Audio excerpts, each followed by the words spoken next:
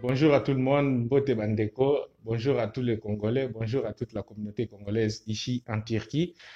Comme vous le savez, on vous a dit la semaine dernière, j'ai mis une fiche d'adhésion en ce qui concerne la SEM.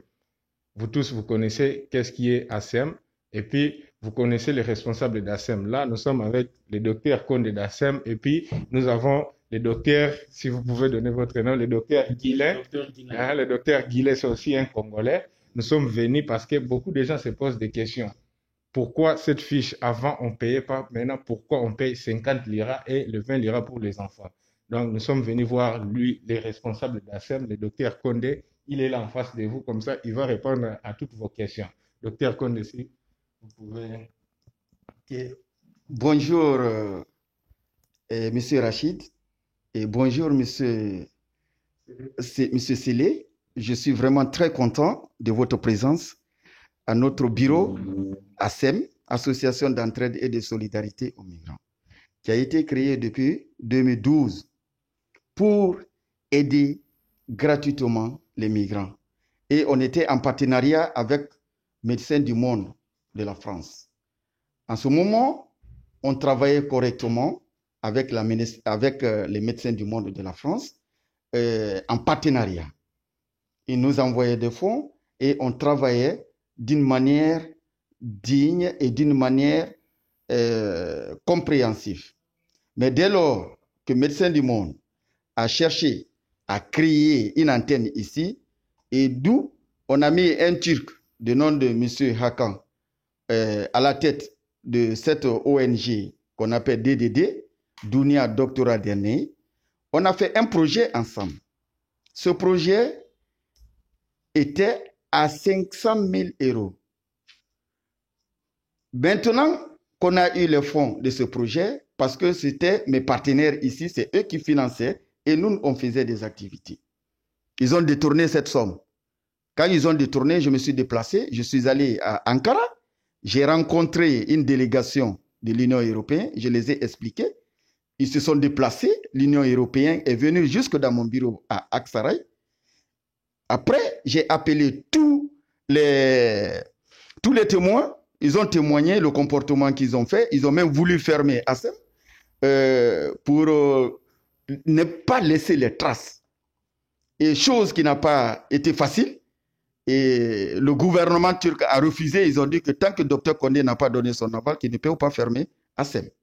C'est ainsi, quand ils sont venus, nous sommes allés à leur bureau, on a tout fait pour qu'on reprenne les activités. Pourquoi on a eu ces fonds? Pour pouvoir aider les migrants. Et maintenant, et toi, tu veux utiliser ça à d'autres fins. Donc, on n'a pas pu se comprendre. Et l'Union européenne aussi s'est retirée. Et moi aussi, je me suis retiré et j'ai commencé mes activités de côté. Et quand j'ai commencé, je ne faisais que écrire les projets. J'ai écrit plus de 30 projets, mais aucun résultat n'est venu. Au début, je peux être sélectionné. Maintenant, à la fin, pour pouvoir donner les fonds, ils ne donnent que les fonds aux associations qui soutiennent les Syriens. Donc, à chaque instant, quand j'écris, il n'y a pas de réponse. Parfois, quand j'écris, il n'y a pas de bonne réponse. Nous sommes désolés, nous n'avons pas de fonds. Et les gens qui donnent les fonds, ils donnent aux gens qui soutiennent les Syriens. Et quand ils donnent aux Syriens, les Syriens sont soutenus aussi par l'État turc. Et quand ils donnent ces fonds-là aux Syriens, ils ne donnent pas ces fonds directement aux Syriens. Ils font un soutien psychologique seulement aux Syriens. Et le reste, ils prennent, ils mettent dans leur poche. Donc, ils ne veulent pas faire des activités concrètes. C'est pour cela, je me suis dit, d'abord on était à Yenikapo, la location était à 10 000 TL par mois. Et on avait un petit fonds qu'on utilisait, que nos partenaires italiens nous avaient envoyé. Donc chaque mois 10 000 TL, 10 000 TL. Après, le propriétaire voulait mettre à 13 000 TL. C'est ainsi, on ne pouvait plus prendre la responsabilité de rester à Yenikapo parce que les loyers étaient exagérés. Donc, nous sommes sortis pour venir ici à Esenyurt. Pour venir à Esenyurt où les frais sont moins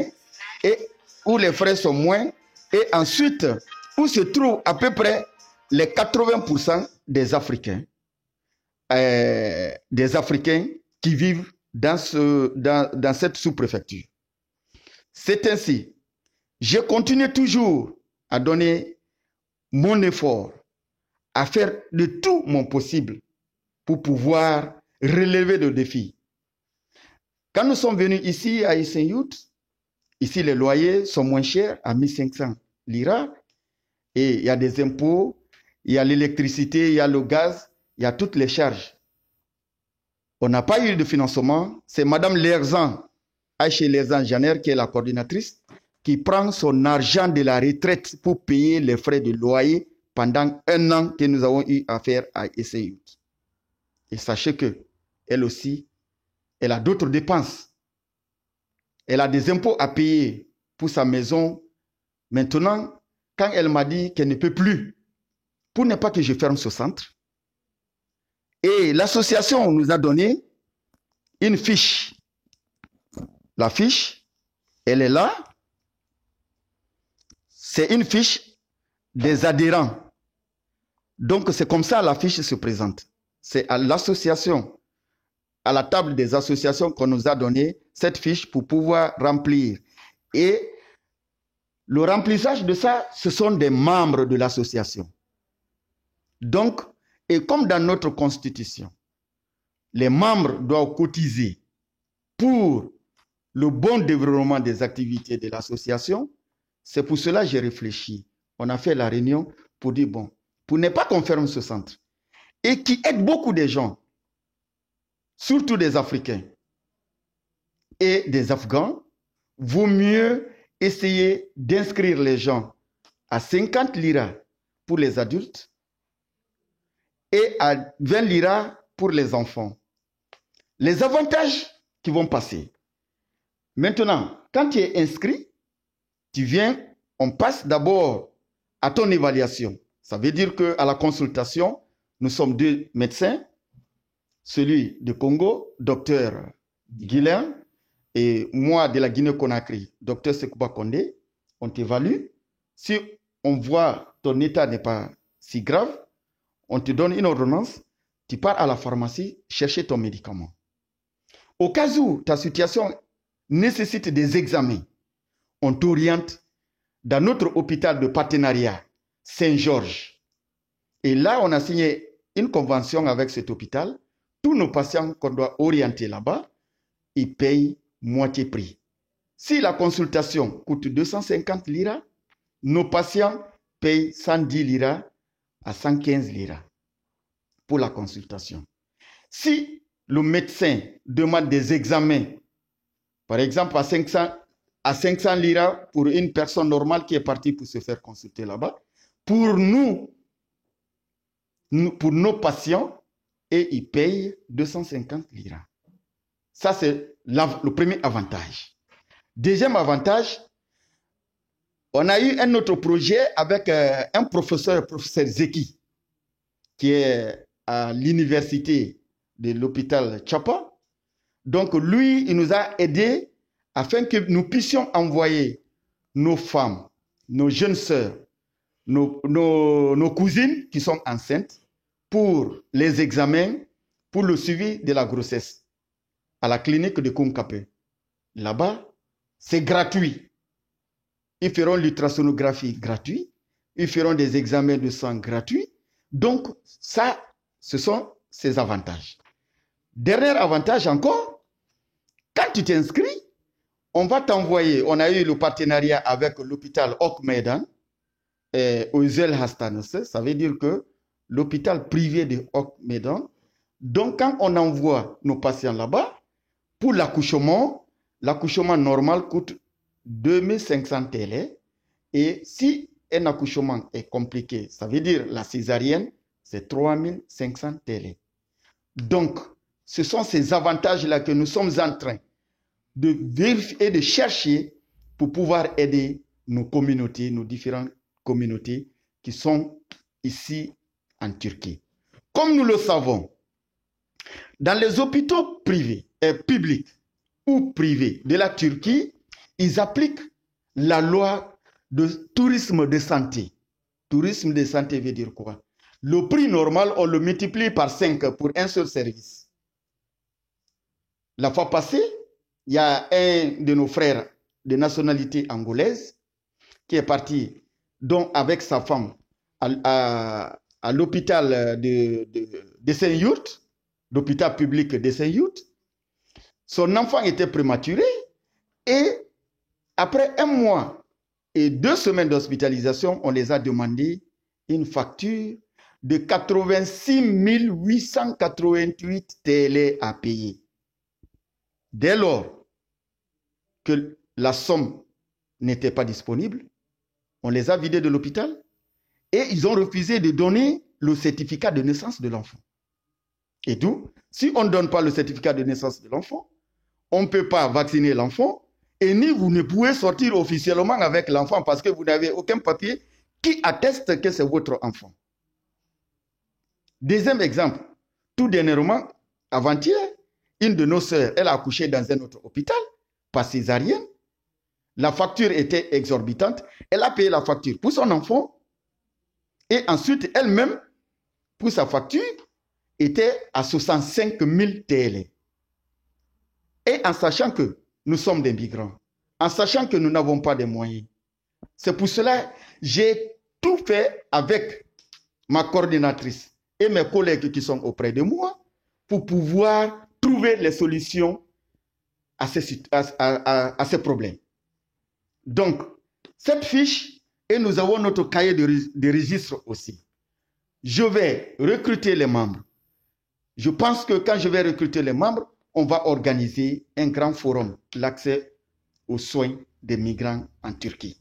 Cela nous permettra de trouver d'autres partenaires, de trouver d'autres financements pour pouvoir relever ce défi.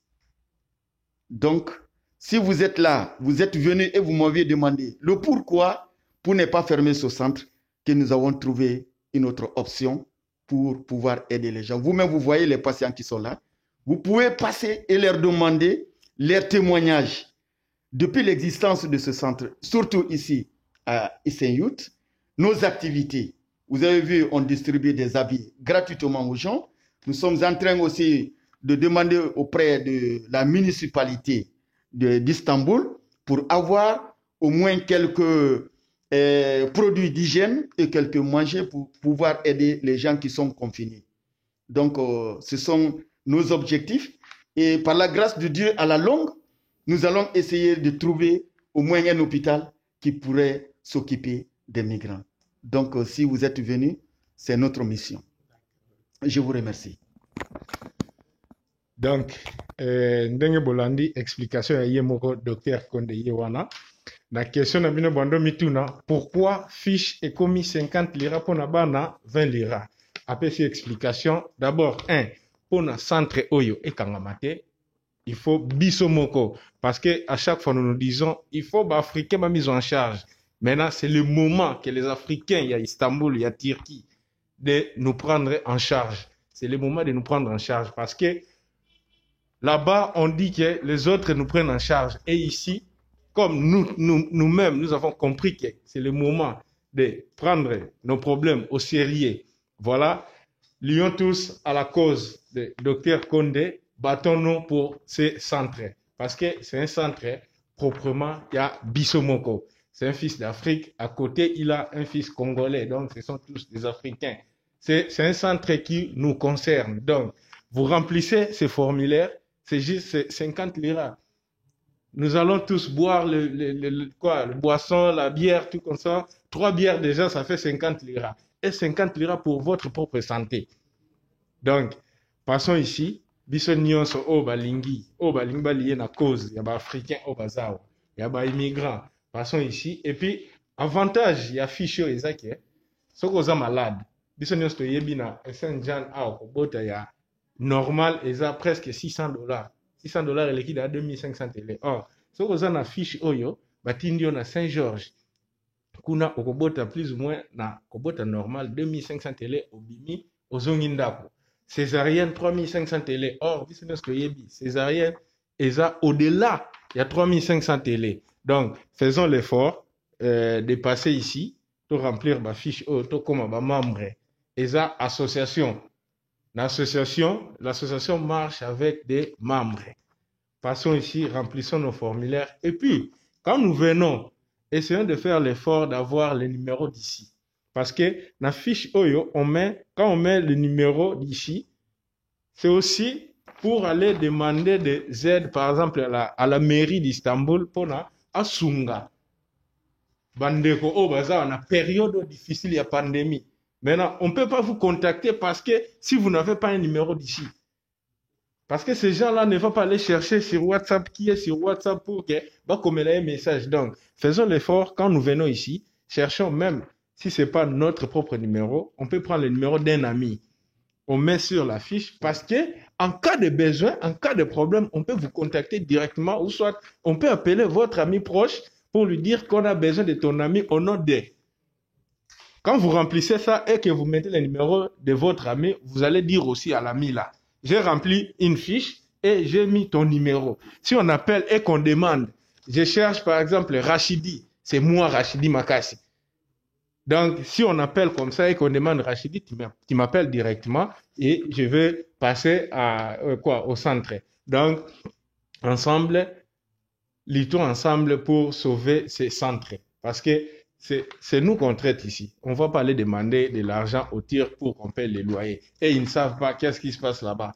C'est nous qui savons au moins ce qui se passe ici. Donc, c'est à nous de sauver cette place.